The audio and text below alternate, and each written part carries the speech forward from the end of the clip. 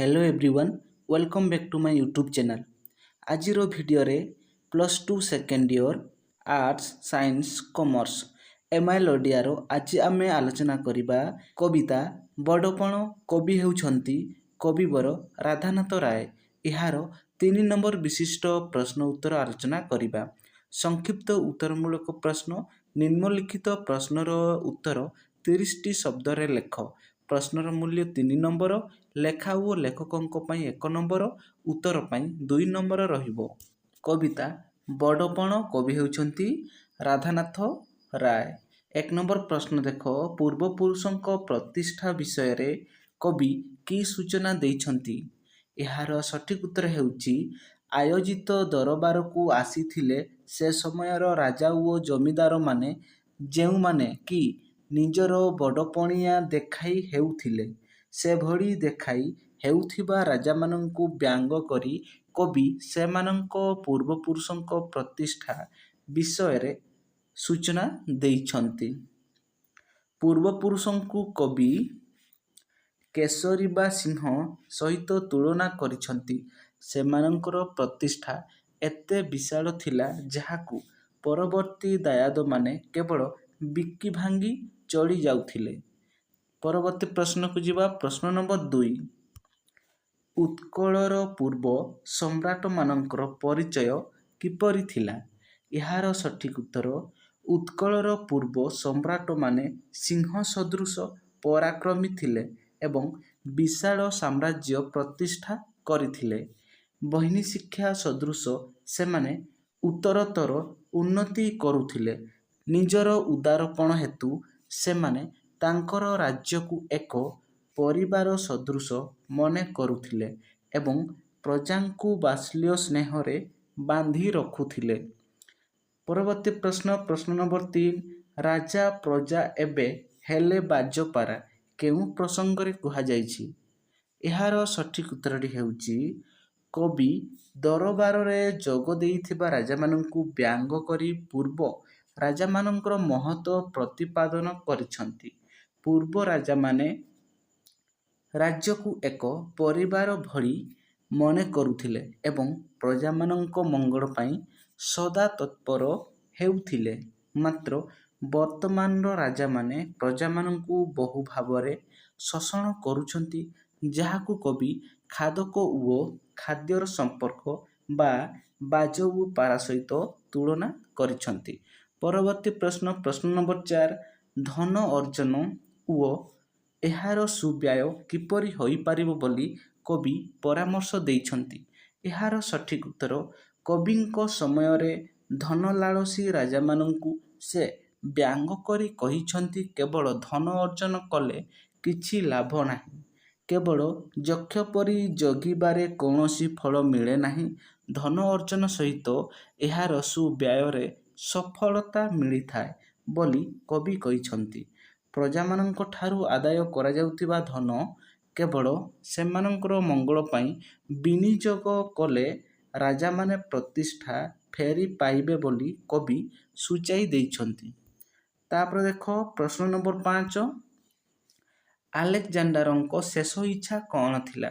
यार सठिक उत्तर आलेक्जांडर विश्व विजयी भावे परिचित होई प्रचुर क्षमता ओ धन संपदर अधिकारी होइथिले। एसबुर असारता से बुझिपारी शेष जीवनरे हताश होई पड़िथिले।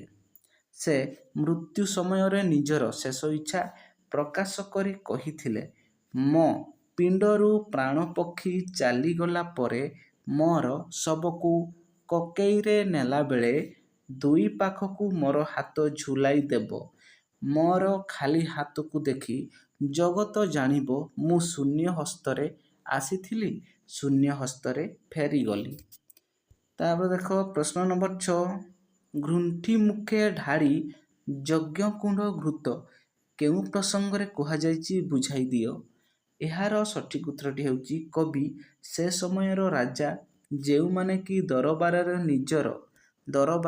निजर बड़पण देखाई हेउछंती सेमानंकु व्यंग करी एभली कहिछंती, प्रजांकु शोषण करी राजामाने जेउ धन लुंठी नेइछंती ताहाकू सेमाने ଗଣିକା, ଓକିଲ, ଛାମୁଆଙ୍କ ପୋଷଣ ପାଇଁ ବ୍ୟୟ କରୁଥିଲେ।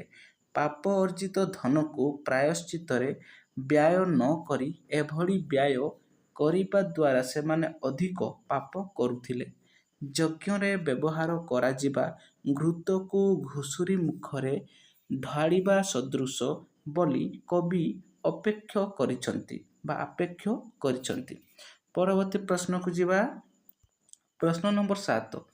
ରାଜା ଓ ଜମିଦାରଙ୍କ ଅର୍ଥ କିପରି ଅପବ୍ୟୟିତ ହେଉଥିଲା ବୋଲି କବି ଉଲ୍ଲେଖ କରିଛନ୍ତି?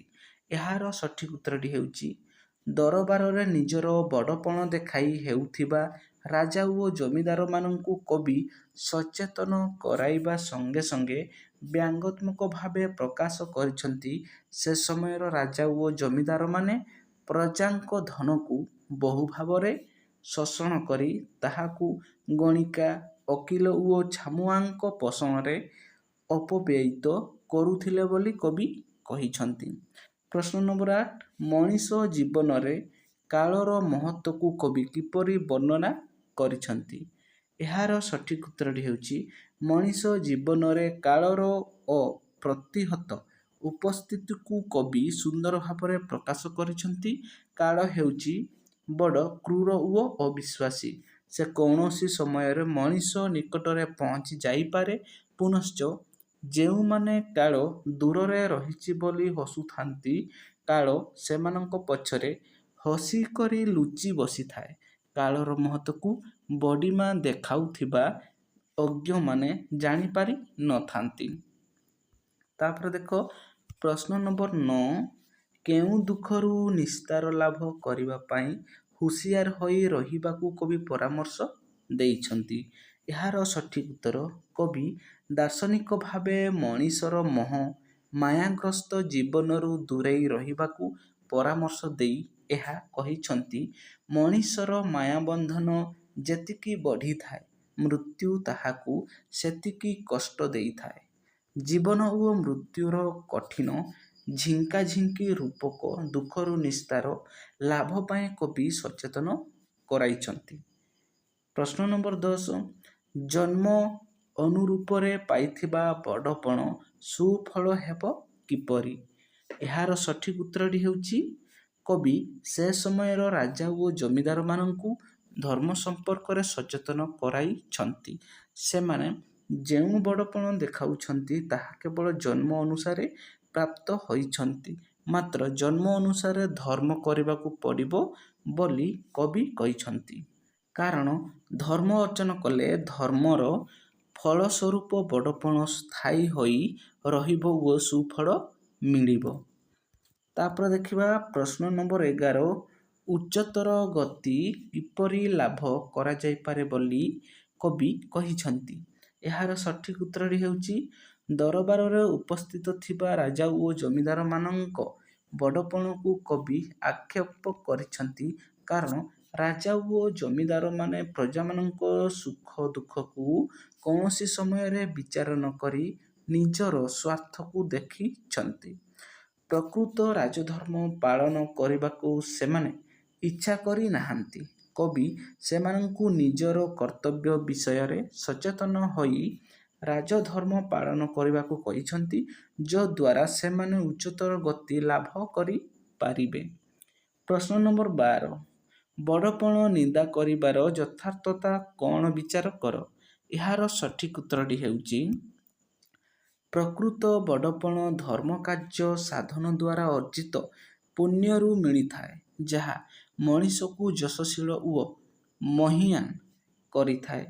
ସେ ବଡ଼ପଣକୁ କ୍ରୂର କାଳ ଗ୍ରାସ କରିପାରେ ନାହିଁ। ସେହି ବଡ଼ପଣ ମଣିଷର ମୃତ୍ୟୁ ପରେ ମଧ୍ୟ ପ୍ରତିଷ୍ଠା ହରାଇ ନଥାଏ। ତେଣୁ କବି ପ୍ରକୃତି ବଡ଼ପଣକୁ ନିନ୍ଦା କହିବା ଯଥାର୍ଥ ଅଟେ। ଭିଡ଼ିଓଟି ଭଲ ଲାଗିଥିଲେ ଲାଇକ୍ କରିବେ ଏବଂ ସାଙ୍ଗସାଥିମାନଙ୍କୁ ନିଶ୍ଚୟ ସେୟାର କରିବେ ଏବଂ ଚ୍ୟାନେଲଟିକୁ ନିହାତି ସବସ୍କ୍ରାଇବ୍ କରିବେ। ଜୟ ହିନ୍ଦ, ବନ୍ଦେ ମାତରମ୍।